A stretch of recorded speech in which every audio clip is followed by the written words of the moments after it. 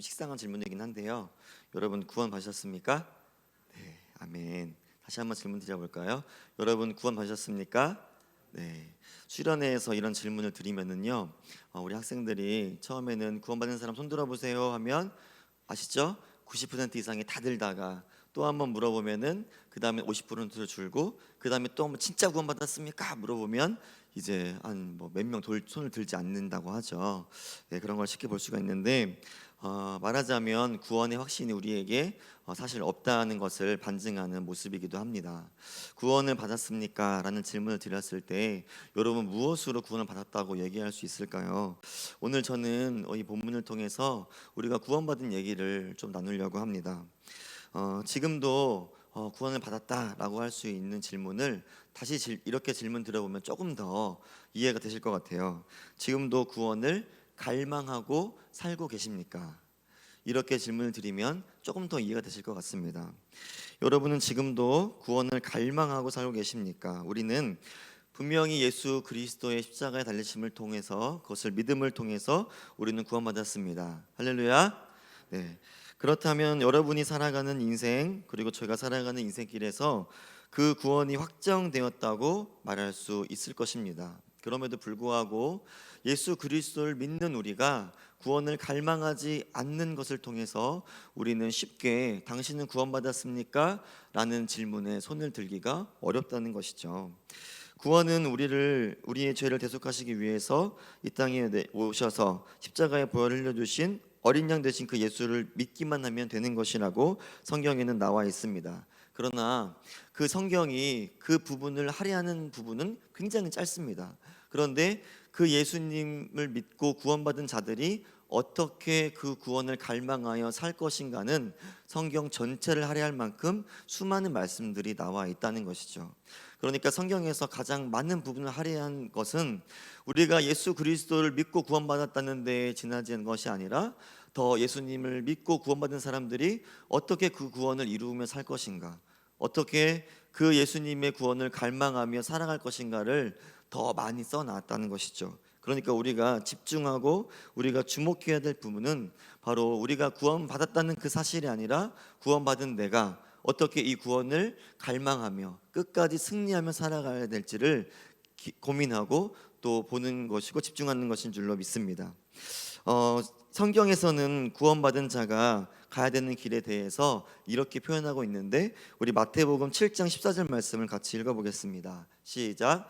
생명으로 인도하는 문은 좁고 길이 협착하여 찾는 자가 적음이라. 아멘. 성경에서는 구원받은 자가 생명으로 나아가야 되는데 그 생명으로 인도하는 문이 좁고 협착해서 가는 사람이 굉장히 적다라고 이야기하고 있습니다. 굉장히 소수만 그 길을 가게 되는 것이죠. 그런 만큼 구원의 여정은 결코 쉽지 않은 길입니다. 좁은 길이고 협착하여 가는 자가 적은 길이고, 더 자세하게 히브리서가 이렇게 말씀하는데요. 히브리서 12장 4절 말씀을 같이 보겠습니다. 시작. 너희가 죄와 싸우되 아직 피 흘리기까지는 대항하지 아니하고. 아멘. 이 말은 무슨 말이냐면 믿음으로 나아가는 길에 얼마나 많은 세상의 죄와 세상의 유혹이 우리를 붙잡고 있냐는 말씀이죠. 그런데 그것을 이기고 그 믿음을 지키고 그 구원을 이루기 위해서 그 구원을 갈망하는 마음으로 우리는 그 죄와 피 흘리기까지 싸워야 된다는 말씀이기도 합니다. 다시 말하면 구원을 갈망하는 사람, 그리고 그 구원을 갈망하는 사람은 결국 오늘 말씀처럼 좁은 길을 선택한 사람이고, 그 좁은 길을 가는 동안 수없이 많은 유혹과 많은 환난과 또 많은 유혹 도전 속에서 그것을 어떻게 해서든지 피 흘리기까지, 다시 말하면 목숨을 내놓고서라도 그것을 붙잡고 간다는 말이죠. 그러니까 그것을 위해서 발버둥 치는 정도로 끝나는 것이 아니라 자기의 생명을 버려서라도 붙잡고 싶은 것이 바로 구원이라는 것입니다. 동의하십니까? 그래서 구원을 갈망한다는 얘기는 자기의 생명보다도 이 구원이 나에게 가장 소중하다고 선택했다는 것을 의미하기도 합니다. 구원을 받은 백성이 이 땅에 살아가면서 하나님의 말씀을 따라가야 되는데, 마태복음에서 예수님은 제자들이 이렇게 말씀하셨죠. 매일 자기를 부인하고 자기 십자가를 지고 주님을 따라야 할 것이다. 그러니까 우리가 믿음을 가지고 살아간다고 할 때, 구원을 갈망한다 살아가야 할 때, 우리는 우리가 가진 나 자신을 부인하고 나 된 나를 부인하고 오히려 나를 이끄시는 분은 주님이심을 믿고 주님을 의지하고 따라가는다는 것입니다. 그런데 그렇게 가기가 얼마나 힘들겠습니까? 구원의 길은 좁고 길을 걸어가는 길은 연단의 길이고 희생과 헌신이 반드시 필요한 길입니다. 그런데 여러분 한번 생각해 보십시오. 내가 하나님을 믿는 내 삶에서 정말 하나님께서 주시는 이 구원의 이 귀한 놀라운 은혜를 받기 위해서 내가 정말 희생이 있었는가? 정말 나를 버리고 하나님 저는 없습니다, 하나님 저는 아무것도 아닙니다라고 고백하는 그런 희생과 헌신이 있었는지를 한번 생각해 보십시오.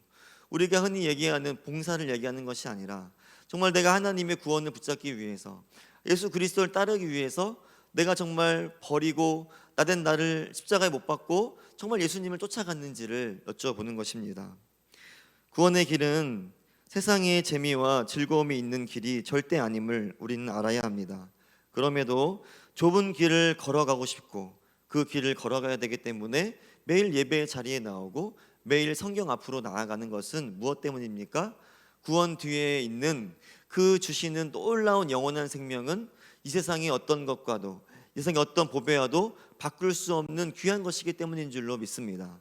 그러니 지금 우리가 그 구원을 포기한다면, 그 구원의 뒤에 있는 영생의 길을 포기한다면 우리는 이 세상에서 어떠한 일을 잘했다 하더라도 죽음 이후에 있는 심판 가운데 우리는 영원한 벌에 떨어질 수밖에 없는 허무한 인생을 살아가는 것밖에 되지 않는 것입니다.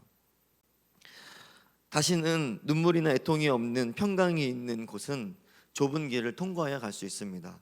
협착한 길, 고난과 희생과 헌신을 필요하는 길을 걸어가야지만 도착할 수 있는 길입니다.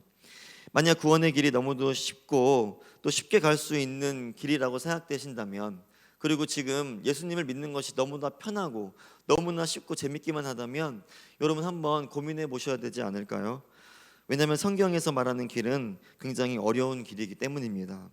사랑하는 성도 여러분, 오늘 이스라엘 광야 여정을 다시 살펴보기를 원합니다. 민수기에 계속 광야 여정이 반복되다 보니까 사실 좀 지치는 면이 없지 않아 있습니다. 그런데 이 말씀을 묵상하다 보면 금방 우리는 슬픔에 잠기게 됩니다. 왜 그렇죠? 하나님을 믿고 따르지 못하는 백성들이 이 광야에서 정말 죽음을 맞이하게 되고 하나님의 길에 또 하나님이 약속하신 땅에 도착하지 못하는 그런 안타까운 모습을 보기 때문입니다. 그런데 이런 여정들이 우리의 인생에도 동일하게 놓여 있습니다. 광야를 걷는 우리들이 만약에 이 구원을 갈망하지 않는다면, 이 구원이 나에게 가장 소중한 것이 아니라면 여러분의 인생의 끝이 광야에서의 죽음, 그 어떤 것이 남을 수 있겠습니까? 오늘 이 구원의 길의 여정을 우리가 함께 보면서 우리가 가는 길이 비록 좁고 협착하고 힘든 길임에도 불구하고 우리가 모든 것을 포기해서라도 구원의 길에서 정말 이 여정을 꼭 붙잡고 하나님께 또 하나님의 영원한 생명 가운데로 나아가는 정말 복된 여러분들이 되시기를 주님의 이름으로 축원합니다. 오늘 본문을 한번 보시면 간단하게 이야기가 이렇게 이제 진행이 되는데요. 하나님께서 가데스에 모인 이스라엘 백성들이 이제 열 하루길만 가면 가나안 땅에 들어갈 수 있는 그런 지점에 있었습니다. 그러니까 시내산에서 이제 3일 길을 걷고 여러 가지 이제 일들이 있었지만 이제 바란 광야에 있는 이 가데스 바네아라는 지역에서는 11일만 걸어가면 이제 하나님이 드디어 약속하신 가나안 땅에 돌아갈 수 있는 여정이죠. 그렇지만 우리가 다 아는 것처럼 이스라엘 백성들의 원망과 불평과 믿음 없음을 말미암아 그들은 40년을 성경학자들이 얘기하면 38년 정도를 우리가 광야에서 떠도는 것을 알 수가 있습니다. 열 하루길이 왜 38년이 되었을까? 오늘 우리 그것을 보려고 하는데요. 여러분, 가나안은 어떤 땅입니까? 가나안 땅은 7 족속이 다스리고 있는 땅입니다. 그 땅은 비어있는 땅이 아니라 그 땅은 심히 보기에도 아름다운 땅이고 과일이 엄청나게 크게 열리고 정말 기름진 땅이고 농사하고 정착할 수 있는 땅입니다. 그런데 그런 땅에 누가 살고 있었죠? 7 이방 민족들이 살고 있었습니다. 근데 그런 7 이방 민족들이 이스라엘 백성들이 그 땅을 들어가기로 하나님이 약속하셨다고 그들이 이스라엘 백성들을 두 손 들고 맞이하면서 자, 이 땅은 하나님의 땅이니 당신들이 주인입니다라고 순순히 비켜줄 리가 만무하다는 것이죠. 그러니까 그 땅을 들어가기 위해서는 헌신이 필요하고 믿음의 도전이 필요하고 각오가 필요하고 전쟁에서 승리할 수 있는 지혜도 필요한 줄로 믿습니다. 그러니까 우리가 구원의 길을 갈 때 그냥 내가 가만히 앉아서 얻어지는 것이 아니라는 것입니다.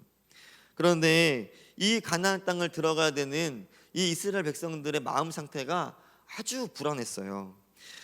하나님을 원망하고 또 원망해서 이 가데스 바네아라는 지역에 도달하게 된 것이거든요. 그곳은 하나님을 원망하기 시작했는데 처음에는 다베라 지역을 거치게 돼요. 이 다베라는 하나님께 불평하고 원망했는데 먹을 것이 없어서 만나를 주신 곳입니다. 그런데 그곳은 하나님께서 그 백성들의 그런 것 때문에 성막을 불태우시고 성막에 그 울타리 불태우신 바람에 그것을 막 끄게 해달라고 해가지고 하나님이 그곳을 불태웠다고 하셔서 이름이 다베라라는 지역이 된 거예요. 그러니까 하나님이 백성들이 그렇게 하나님을 원망하고 믿지 않는 것을 통해서 그 땅 이름을 성막을 불태웠다, 성막의 그 울타리 불태웠다라는 내용으로 다베라라는 지역을 통과하게 되는 거죠. 그들은 원망하고 그들은 하나님을 믿지 않으면서 계속 갔던 거예요. 그리고 나서 또 어디를 가게 된다면 기브롯 핫다와라는 곳을 지나게 됩니다. 이곳의 이름은요 탐욕의 무덤이에요. 이곳에서 또 한 번 하나님을 원망하게 돼요. 고기를 먹지 못했기 때문이죠. 그래서 하나님 메추라기를 내려주세요. 그런데 이 메추라기를 열심히 먹고 그리고 또 길을 떠납니다. 그리고 도착한 곳이 이제 하세롯이라는 곳이에요. 우리가 지난 수요일에도 봤던 본문인데 민수기 12장에서 정말 이 백성들이 그냥 백성들만 원망하는 것이 아니라 하나님이 주권으로 세우신 이 모세라는 영적 지도자를 아론과 미리암이 정말 거역하고 또 하나님의 주권을 도전하는 것들을 보면서 하나님은 그 백성들을 다 벌하시려고 했지만 미리암이 벌을 대신 받음으로 말미암아서 하나님이 너희들을 인도하시고 낫게 하시고 보호하실 것이다. 다시 한번 하나님이 사랑으로 그들을 이끌어 주시죠. 그리고 도착한 곳이 어디입니까? 오늘 가데스 바네아입니다. 지금 이스라엘 백성들의 상태를 한번 생각해 보십시오. 얼마나 마음이 원망하고 불평하고 그리고 이 광야길이 그렇게 쉬운 길이 아니잖아요. 앞으로 가도 끝없이 펼쳐지는 광야 속에서 이들이 어떤 소망을 품을 수 있었겠습니까? 이들이 해야 될 일은 딱 한 가지밖에 없었는데 그것은 성막에 임재하신 하나님을 바라보는 것이요 그리고 그들을 인도하시는 불기둥과 구름기둥을 보는 것이었습니다. 그리고 그들은 그렇게 가데스 바네아까지 온 것입니다. 그런데 가데스 바네아에 와가지고 그들이 이제 열하루길만 가면 드디어 가나안 땅에 가는 것인데 그들이 가나안 땅에 들어가지 못하고 하나님께 이런 명령을 받습니다. 어떤 명령이냐면 오늘 본문에 나오지 않지만 13장에 보면은 이런 본문이 나와요. 너희 지파 12지파에서 각 한 명씩을 뽑아가지고 40일 동안 그런 가나안 땅을 정탐하고 와라 이런 명령을 내리시죠. 그래서 정말 지혜 있는 사람을 뽑았겠죠. 정말 현실을 잘 직시할 수 있는 사람, 객관적인 얘기를 할 수 있는 사람 뽑지 않았겠습니까? 그런 12명이 가나안 땅을 정탐하고 와가지고 보고를 합니다. 그런데 그들이 어떤 보고를 했나요? 10명은 부정적인 보고 2명은 긍정적인 보고를 했습니다. 그런데 이 부정적인 말이 얼마나 사람의 마음을 파고드는지 몰라요. 부정적인 말을 들은 그 10명의 정탐꾼의 부정적인 보고를 들은 이스라엘 백성들이 갑자기 마음을 분개하기 시작합니다. 원망과 불평의 극에 달해서 이제 통곡하고 애통하기를 밤낮으로 한다는 거예요. 오늘 1절 말씀이 그거예요. 같이 한번 보실까요? 시작. 온 회중이 소리를 높여 부르짖으며 백성이 밤새도록 통곡하였더라. 네, 아멘하기가 굉장히 어색한 본문이죠. 온 회중이 소리 높여 부르짖음에 밤새도록 통곡했다. 여러분 이게 이해가 되긴 됩니다. 그 땅에 있는 사람들과 전쟁을 해서 싸워 이겨야 되는 땅임을 이제 직시하고 알게 되었는데 그런데 현실은 자기들의 군사력과 자기들의 힘은 너무 미미하고 연약하잖아요. 그러니까 어떻게 그 땅을 점령할 수 있겠습니까? 그래서 그 땅을 점령할 수 없는 이스라엘 백성들이 이제 하루 종일 곡하고 이제 애통을 하게 되는 것이죠. 이스라엘 백성들이 통곡함을 통해서 하나님이 벌을 내리세요. 하나님을 불신했다고 생각했던 하나님이 모든 하나님을 믿지 않았던 세대가 광야에서 죽임을 당하게 하는 벌을 내리십니다. 이 일로 인해서 오늘 본문에 나오지 않지만 이 일로 인해서 하나님을 불신한 이 이스라엘 백성들이 38년 동안 광야를 뱅글뱅글 돌다가 이 믿음 없는 1세대가 다 죽고 태어난 2세대와 믿음으로 긍정적인 보고를 했던 여호수아 갈렙만이 그 가나안 땅에 들어가는 것을 우리는 너무나 잘 알고 있습니다. 여러분, 그런데 한 가지 아이러니한 것이 있습니다. 무엇이 아이러니하냐면 이 이스라엘 백성들이 믿음의 백성이 아니었는가에 대한 질문입니다. 이스라엘 백성들이 믿음의 백성이 아니었습니까? 이스라엘 백성들은 믿음의 백성이었습니다. 여러분, 출애굽기를 한번 생각해 보시면 쉽게 알 수 있는데 출애굽할 때 10가지 재앙을 내리십니다. 그때 9가지 재앙은 하나님이 하나님의 주권에 의해서 하나님이 직접 내리시는 재앙이었어요. 그런데 10번째 재앙은 어땠죠? 10번째 재앙은 그 어린 양의 피를 다 잡아서 문설주에 바르는 집은 이 죽음의 신이 그 집을 넘어갈 것이다. 그러니까 구원받을 것이다. 이렇게 믿음의 하나님의 언약을 주셨습니다. 이 언약은 애굽에도 미쳤고 그리고 이스라엘 모든 히브리 백성들에게도 미쳤습니다. 그런데 누가 이것을 했죠? 그 이스라엘 백성들은 단 한 집도 마다하지 않고 모두 어린 양을 잡아가지고 그 문설주에 그 어린 양의 피를 발랐던 것이죠.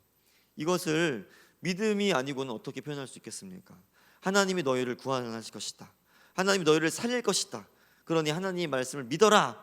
그러니 믿고 문설주에 어린 양의 피를 발라서 그렇게 된 것이죠. 구원을 받게 된 것이죠.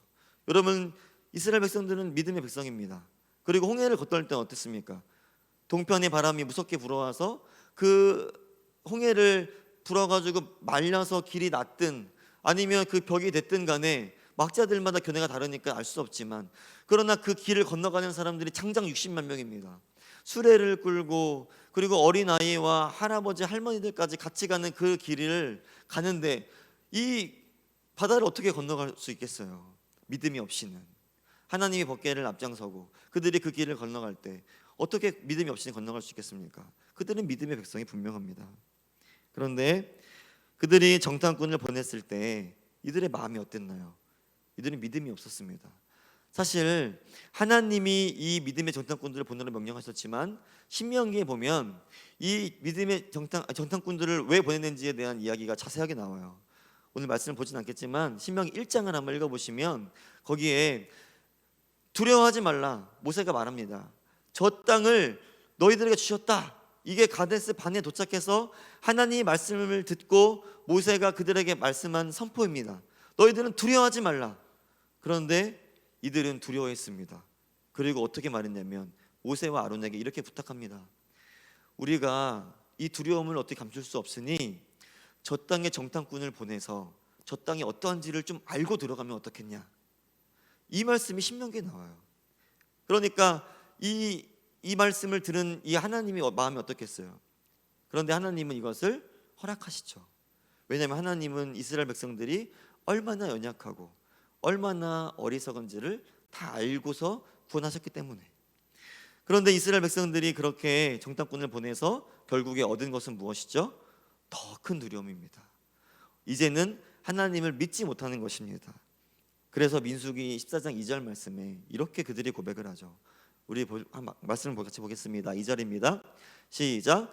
이스라엘 자손이 다 모세와 아론을 원망하며 온 회중이 그들에게 이르되 우리가 애굽 땅에서 죽었거나 이 광야에서 죽었으면 좋았을 것을. 이렇게 고백을 합니다. 이게 무슨 말입니까? 여러분, 개도 자기가 토한 것을 핥지 않는다는 말 아시죠? 자기가 토한 것을 먹는 사람은 그런 사람이 어디 있습니까? 아주 어리석은 짓 아닙니까? 그런데 이스라엘 백성들이 지금 어떻게 말하냐면 원망과 불평, 배고파요, 힘들어요 하는 것이 아니라 하나님을 못 믿겠습니다라고 말하는 것입니다. 다시 하나님을 믿지 않고 그냥 애굽으로 돌아가겠습니다. 그런데 저에게 본문 읽진 않겠지만 그 다음 문절에서는 또 어떻게 말하냐면 우리가 장관을 세우자, 우리의 지도자를 세워서 우리가 다시 애굽으로 돌아가자, 이런 말을 하는 것이 되는 것이죠. 여러분, 이게 하나님을 믿지 않는 것입니다. 하나님의 길을 가지 않겠다. 그래서 결국 이들은 광야길에서 죽게 되는 것입니다. 그 땅은 심히 아름다운 땅이었습니다. 그런데 왜 믿음의 백성들인 이스라엘 백성들이 12명의 정탐꾼이 다 똑같이 얘기를 했거든요. 그 땅이 어떻더냐? 그 땅은 심히 아름다운 땅입니다. 12명 공통적으로 다 그렇게 얘기했습니다. 그런데 그 땅에 어떻게 들어갈 수 있겠냐라는 말에는 10명과 2명으로 두 부류로 나눠진 것이죠. 한 부류는 믿음이 없게 말했고 한 부류는 믿음 있게 얘기했습니다. 여러분, 우리가 믿음이 있다고, 아니 믿음의 공동체에 속해 있다고 다 믿음이 있다고 볼 수 없습니다.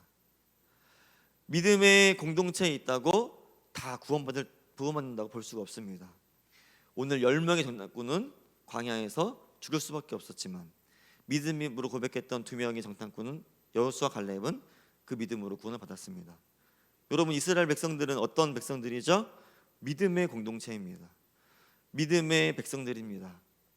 여러분, 교회 안에 있다고, 훌륭한 교회, 믿음이 충만한 교회, 부흥하는 교회에 있다고 다 구원받는다면 얼마나 좋을까요? 그런데 오늘 성경은 분명하게 우리에게 말씀합니다. 그들은 믿음의 공동체였고 그들은 하나님을 따른다고 하는 믿음의 사람들이었다. 그러나 그 믿음의 공동체들 중에서도 믿음이 있는 사람이 있었고 믿음이 없어서 멸망받는 사람들도 있었다라고 얘기합니다. 믿음은 여러분 스스로에게 있어야 됩니다. 교회가 여러분의 믿음을 세워주는 것은 아닙니다. 교회가 여러분들을 피동적으로 이끌고 가는 것이 아닙니다. 하나님이 여러분들을 그냥 여러분 가기 싫다고 하는데 막 강제적으로 이끌고 가는 하나님이 아니신 걸 여러분 아시잖아요. 하나님은 그러신 분이 아니시거든요. 아무리 믿음 좋은 교회에 있다고 거룩한 믿음을 가지고 있는 것은 아닙니다. 하나님의 말씀이 내 삶에서 생명같이 여겨져야 믿음이 있는 자요, 또 그렇게 믿음으로 살아야 마지막 때에 승리한다고 생각해야 믿음이 있는 자인 줄로 믿습니다. 이스라엘 백성들에게 부족한 것이 많이 있었습니다. 힘들고 어려운 일들이 왜 없었겠습니까? 광야에서 구름 기둥 불 기둥이 있다고 그 길이 어떻게 쉬운 길이었겠습니까? 하나님의 임재의 상징인 성막이 거기 있었지만, 구름 기둥 불 기둥이 밤낮으로 길을 인도했지만, 하나님의 임재가 거기 있었지만 내가 그 임재를 붙잡지 않고 그 임재 속에 들어가려고 하지 않는데 어떻게 그 하나님의 능력이 나의 능력이 되겠습니까? 내가 그 임재와 말씀을 따라가지 않으면 하나님의 크신 능력도 내 것이 아니라는 것입니다. 교회가 구원시켜주지 못합니다. 하나님의 말씀을 듣기 위해서 날마다 노력하고 날마다 애쓰며 간구하며 나아갈 때 우리는 믿음으로 구원받게 되는 줄로 믿습니다. 여러분, 약속의 땅은 거저 들어갈 수 있는 땅은 아닙니다. 그곳에는 기골의 장대한 7 족속이 있었고 그들이 이스라엘 백성들을 두 손으로 환영해 주지도 않았고, 그러니 그곳을 전쟁을 해서 그들을 쫓아내야지만 쟁취할 수 있는 땅이 바로 약속의 땅이었습니다. 원망과 불평의 공동체 안에서도 하나님의 말씀을 믿고 도전하는 사람이 있었습니다. 여호수아 갈렙입니다. 자신들을 노예 삼던 애굽으로 돌아가자고 하나님의 인도하심을 불신하는 사람들에게 믿음의 사람 여호수아 갈렙은 다시 믿음의 도전을 줍니다. 8절을 해서 이렇게 말씀하죠. 8절 한번 같이 읽어볼까요? 시작. 여호와께서 우리를 기뻐하시면 우리를 그 땅으로 인도하여 들이시고 그 땅을 우리에게 주시리라. 이는 과연 젖과 꿀이 흐르는 땅이니라. 아멘. 네, 이런 믿음의 고백을 할 수 있었습니다. 여러분, 근데 이 믿음의 고백을 잘 들여다보시면 이 갈렙이 어떻게 대답하고 외치고 있는지를 알 수가 있습니다. 바로 피동형으로 얘기하고 있다는 겁니다. 우리가 할 수 있다라고 얘기하는 것이 아니라 하나님이 기뻐하시면 그렇게 해주실 것이다라고 얘기하는 것이죠. 하나님의 임재와 하나님의 말씀을 따르는 자의 모습입니다. 하나님을 기뻐하시면 하나님이 그렇게 해줄 것이다, 하나님을 믿는 자들 하나님이 그렇게 인도해 줄 것이다 라고 그렇게 고백을 하는 것입니다. 내가 하는 것이 아니라, 하나님 난 연약하고 어리석고 정말 믿음이 있다 하나 믿음이 없는 자요, 날마다 하나님께 더 이렇게 기쁨과 영광을 드릴 수 있다고 하나 아무로 하나님께 무익한 자요, 이것을 내가 안다는 말이죠. 그래서 여호수아와 갈렙은 하나님만 믿었던 것입니다.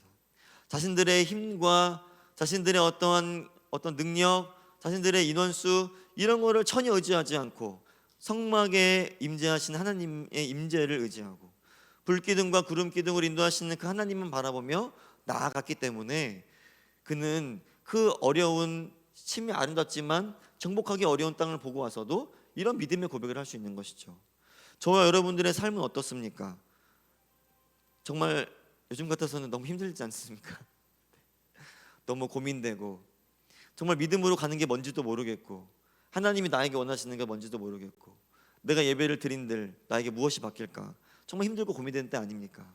그럼에도 불구하고 하나님의 말씀을 따라가야 된다는 것입니다. 거기에 길이 있고 거기에 생명이 있고 능력이 있는 줄로 믿습니다. 남들이 모두 좌절하는 순간이 옵니다. 그들은 그 순간에 믿음의 공동체였음에도 불구하고 모두 좌절하는 그 순간에 여호수아 갈렙은 믿음의 보고를 했습니다. 오늘 우리가 하나님의 말씀의 인도하심을 따라갈 수 있다면, 성령 하나님의 인도하심을 따라갈 수 있다면 우리도 이와 같은 믿음의 고백을 할 수 있을 것입니다. 이런 믿음의 고백은 수많은 사람들, 특별히 광야에서 1세대가 죽고 2세대가 모두 가나안 땅에 들어가는 그러한 복을 누리게 되는 복의 통로가 되는 줄로 믿습니다. 에베소서 1장 16절 19절을 우리 같이 한번 보시겠습니다. 시작. 내가 기도할 때에 기억하며 너희로 말미암아 감사하기를 그치지 아니하고 우리 주 예수 그리스도의 하나님 영광의 아버지께서 지혜와 계시의 영을 너희에게 주사 하나님을 알게 하시고 너희 마음의 눈을 밝히사 그의 부르심의 소망이 무엇이며 성도 안에서 그 기업의 영광의 풍성함이 무엇이며 그의 힘의 위력으로 역사하심을 따라 믿는 우리에게 베푸신 능력의 그 지극히 크심이 어떠한 것을 너희로 알게 하시기를 구하노라. 아멘. 네. 우리가 담대하게 하나님의 말씀을 따라가기 위해서 우리에게 정말 필요한 것은 바로 성령의 인도하심인 줄로 믿습니다. 성령이 계시면 지혜와 계시의 영으로 우리에게 임하셔서 누구를 알게 하시냐면 하나님을 바로 알게 하십니다. 아멘. 그리고 마음의 눈을 밝히셔서 세상을 바라보는 눈이 아니라 하나님을 마음으로 볼 수 있게 만들어 주십니다. 그래서 마음의 눈을 뜬 사람마다 부르심의 소망을 깨닫게 됩니다. 저희 어머니가 며칠 전이 아니죠, 한 몇 달 전부터 믿음을 가지고 막 이렇게 살아가시려고 애를 쓰시는 분이신데 그만 슬럼프, 다시 말하면 시험에 빠졌습니다. 그 시험에 빠져서 헤어날 길이 없는 거예요. 그래서 전화도 계속 하시고 말씀도 귀에 안 들어오시고 삶은 불안하고 자기가 돈 안 벌면 못 살 것 같고 너무너무 힘들고 어려워서 잔소리만 계속 나오시고 자기 자신 너무 싫다고 하셔서 제가 언제는 한번 찾아가서 성경 말씀을 폈습니다. 잘하지 않는데 성경을 딱 펴고 오늘 이 말씀은 당신에게 주시는 말씀인 줄로 알고 이 말씀을 붙잡고 사시면 모든 것이 해결될 것입니다. 할렐루야. 그래서 딱 폈더니 거기에 바울의 고백이 나오는 거예요. 바울이 어떻게 고백하냐면 여러분 빌립보 사람들에게 이렇게 고백하는 겁니다. 여러분 이제 여러분들에게 기도의 사명이 있습니다. 여러분 우리가 하나님의 복음을 전하는 일을 다 마칠 수 있을 때까지 우리를 위해서 기도해 주시고 우리가 고난과 환난과 우리가 위협 때문에 이 생명의 복음이 전해지는 일이 막히지 않도록 기도를 부탁합니다. 이 말씀이 딱 나오는 거예요. 그 말씀을 딱 읽어드렸더니 갑자기 어머니가 아멘을 하시더라고요. 이제부터 어머니의 사명은 죽을 때까지 하실 일은 이 땅의 목회자를 위해서 기도하는 사명입니다. 어머니는 이 땅에 누가 목회자가 뭐 이렇다 저렇다 하셔도 어머니는 그런 목회자들을 위해서 기도해야 되는 사명을 붙잡고 사십시오. 그러면 그 사명 가운데 하나님이 모든 것을 다 만져주시고 해결해 주시고 이끌어 주실 것입니다. 그 이후로 어머니 어떻게 되셨을까요? 매일같이 기도하셨어요. 목회자를 위해서, 저를 위해서도 기도해 주시고 이 땅의 한국 땅의 목회자들, 선교사님들을 위해서 매일같이 기도한다고 하셨습니다. 그런데요, 전화할 때마다 이 목소리가 바뀌세요. 매일매일 행복하세요. 매일매일 좋으세요. 당신의 삶 속에서도 너무너무 은혜로운 일들이 계속 생기시는 거예요. 누가 바뀌셨을까요? 환경이 바뀌었을까요? 아니요. 저희 어머니가 바뀌셨어요. 여러분 왜 그러셨을까요? 우리가 이 땅에서 하나님이 부르신 그 사명을 잊고 사는 않았다면 우리가 어떻게 살아야 할지 당연히 모르지 않겠습니까? 하나님이 그 사명을 주시고 그 일로 우리를 부르시고 그리고 구원받는 길을 우리에게 말씀해 주시는데 우리가 사명을 붙잡지 않는다면 우리는 그 사명 이후의 것을 붙잡아야 됩니다. 세상의 걱정과 염려와 수많은 것들을 다 붙잡고 살아야 되죠. 하지만 사명으로 가득한 사람은, 사명을 붙잡는 사람은, 하나님 부르신 소망 가운데 있는 사람은 하나님을 붙잡는 그 소명으로 가득 차서 기쁨으로 살아갈 수 있게 되는 줄로 믿습니다. 그래서 성령이 계시면 우리의 마음의 눈을 밝히시고 우리를 그렇게 인도하신다는 겁니다. 그리고 마지막으로 성도 안에서 이런 일들을 하시는데요, 기업의 영광의 풍성함을 깨닫게 하시고 성령의 역사하심을 따라 우리에게 베푸신 우리에게 주신 하나님의 능력이 얼마나 위대하고 크신지를 알게 돼요. 그러니까 내 옆에 하나님을 믿는 사람이 얼마나 위대하고 얼마나 하나님이 쓰시는 값진 자인지를 알게 됩니다. 도저히 그 사람을 나보다 낮은 자라고 얘기할 수가 없어요. 그 사람은 나보다 높은 자고, 그 사람은 나보다 나은 자고, 그 사람은 존경받을 자고, 그 사람은 하나님이 쓰시는 위대한 자라는 것을 알게 된다는 것입니다.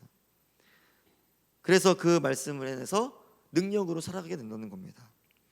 말씀을 들을 때, 그리고 그 들은 말씀 가운데 성령님이 인도하신다면, 함께 하신다면 우리는 그 성령의 조명하심을 통해서 바른 믿음을 가지고 살아갈 수 있을 줄로 믿습니다. 우리에게 성령을 주셨습니다. 우리를 고와 같이 나그네같이 내버려 두는 인생이 아니라 예수님이 하늘의 보좌로 승천하시면서 우리에게 성령을 주셨습니다. 이 성령은 간구하고 갈급한 심령에게 모두 주신 하나님의 선물인 줄로 믿습니다.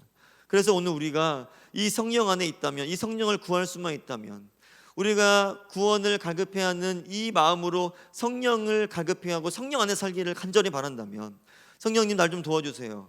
성령님 내가 하나님의 뜻을 좀 밝히 알게 도와주세요. 하나님 제 인생에서 제가 붙들어야 될 사명은 무엇입니까? 이렇게 붙잡을 수 있다면 우리는 하나님이 쓰시는 귀한 자가 될 수 있다는 것입니다. 시편 51편 17절을 마지막으로 읽고 말씀을 정리하도록 하겠습니다. 시작. 하나님께서 구하시는 제사는 상한 심령이라. 하나님이여 상하고 통회하는 마음을 주께서 멸하시지 아니하시리이다. 아멘. 하나님은 성령을 구하는 자에게 성령을 주십니다. 그리고 하나님께 구하는 솔직한 마음, 정직한 마음, 하나님 저는 이렇게 고통받고 있습니다. 하나님 저는 이런 믿음이 없습니다. 하나님 저는 이렇게 할 수 없습니다. 하나님 저는 믿음이 연약합니다. 고백하는 자들에게 하나님이 성령을 주시겠다는 겁니다. 하나님이 그 사람을 붙잡아 주시고 그 연약함을 멸하시지 않고 오히려 그 마음을 붙잡고 작은 자, 연약한 자, 어리석은 자, 미련한 자를 택하여 쓰겠다는 하나님 말씀인 줄로 믿습니다. 우리를 날마다 죽여야 하나님이 일하실 수 있습니다. 우리를 날마다 죽이는 것을 성경에서는 두 글자로 순종이라고 말씀합니다. 그렇습니다. 오늘 우리 말씀의 제목이 있습니다. 뭐죠? 담대하게 하나님을 따라가자. 여러분 어떻게 하면 담대하게 하나님을 따라갈 수 있겠습니까? 바로 순종의 길을 걸어야 담대하게 따라가는 것입니다. 순종의 길을 걸어가는 사람은 하나님이 반드시 이끌어 주십니다. 오늘 말씀의 제목이 담대하게 하나님을 따라가자인 것처럼 오늘 하나님 말씀을 담대하게 순종하십시오. 그것이 내가 볼 때는 정말 힘들고 험난한 길이라도 믿음으로 그 길을 걸어가시고 하나님의 사명을 붙잡게 되시는 저 여러분 되시기를 주님의 이름으로 축원합니다. 성령의 충만함으로 날마다 담대하게 하나님 말씀을 따라서 애쓰시고 노력하시고 전진하게 되시기를 바랍니다. 우리 이 시간 이런 놀라운 성령님 은혜를 우리에게 주시는데 우리 다시 한번 이렇게 고백했으면 좋겠습니다. 하나님의 인도하심을 믿습니다. 하나님의 말씀만 담대하게 나아가겠습니다. 세상이 우리에게 주는 여러 가지 어려운 현실들을 바라보지 않겠습니다. 하나님 나에게 있는 어리석음, 미련함, 부족함, 실력 없음, 능력 없음 바라보지 않겠습니다. 하나님 말씀하신 대로 제가 할 수 있는 사명 감당하며 주님께 나아가겠습니다. 전능하신 하나님만 구하며 나아가는 그런 믿음으로 우리가 살아갈 수 있도록 인도하여 주시옵소서. 우리 이런 마음으로 이 찬양 드리고 기도하겠습니다.